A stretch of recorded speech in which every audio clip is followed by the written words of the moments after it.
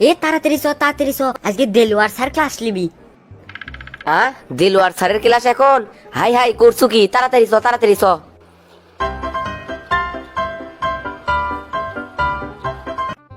Sir কমা এখনো আসেনি রে, আমরা কি আজকে আগে আনু? চ স্যারক যে ডাকে লিয়ে আসি।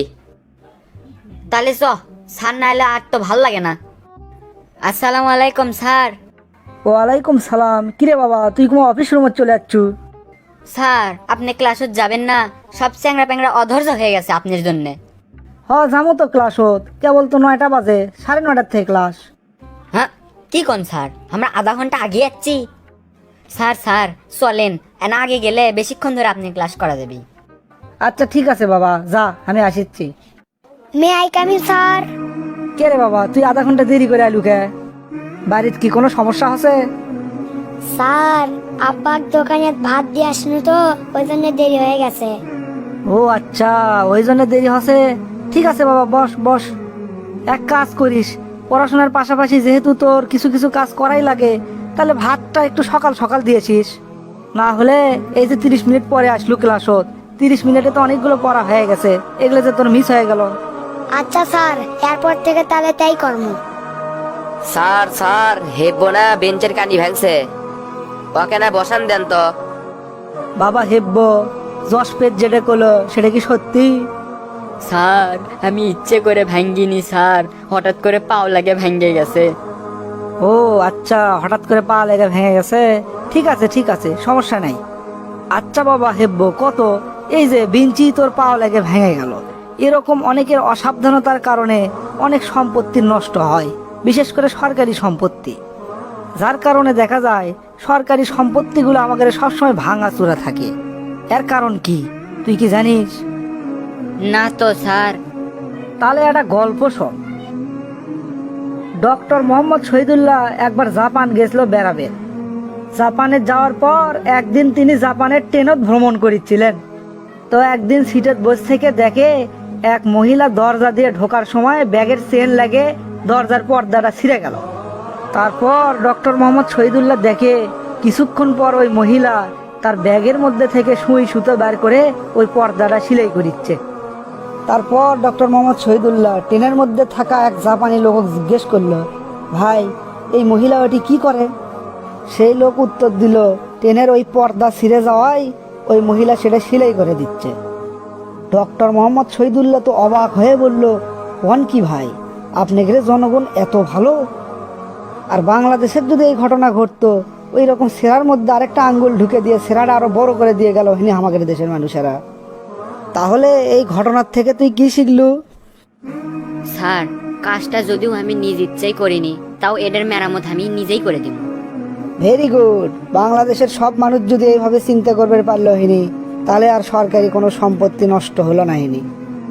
আচ্ছা বাবা, তুই কত, একজন মানুষের ওজন পৃথিবীর যদি 60 কেজি হয়, তাহলে চাঁদত গেলে তার ওজন কত হবে? স্যার এটা তো আমি জানি না। জানিস জানিস, অল্প না চিন্তা কর, তাহলেই বাড়াবি। তুই জানিস না পৃথিবীর অভিকর্ষ স্তরণের চেয়ে চাঁদের অভিকর্ষ স্তরণ কম না বেশি? স্যার এটা তো জানি, পৃথিবীর চাইয়ে চাঁদের অভিকর্ষ ত্বরণ 6 গুণ কম। তাহলে এখন সূত্র ফেলে দিয়ে ক, পৃথিবীর যার ওজন 60 কেজি, চাঁদত গেলে তার কত হবে?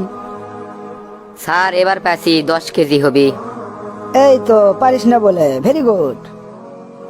স্যার আপনার সামনে থাকলে আমরা সবই পারি, এই জন্যই তো আপনার সাবজেক্টে কেউ কোনোদিন ফেল করি না, মেলা নাম্বার পাই।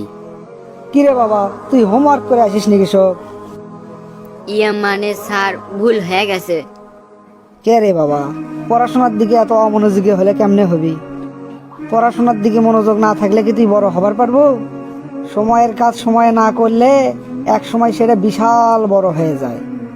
প্রতিদিনের হোমওয়ার্ক প্রতিদিনই যদি করে ফেলিস, তাহলে অল্প না সময় লাগে, যার জন্যে পরীক্ষার আগে দেখবো তোর আর কষ্ট করা লাগবে না।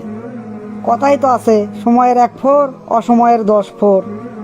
আর জান কোনোদিন এই কাজ করিস না বাবা। আচ্ছা স্যার, আর কোনোদিন এই ভুল হবি না আমার। স্যার এটা কথা আসলো, আমি না আপনার কাছে প্রাইভেট পড়বে চাই। আমার তো না ব্রেন ট্রেন দুর্বল, তাই মা কয়ে দিছে আপনার কাছে পড়বে। কে বাবা, আমি যে ক্লাসে পড়াই সেটা তুই বুঝিস না? স্যার বুঝি তো তে প্রাইভেট পড়লে না ভালো হলো না হিনি। না রে বাবা, প্রাইভেট পড়ার কোনো দরকার নাই।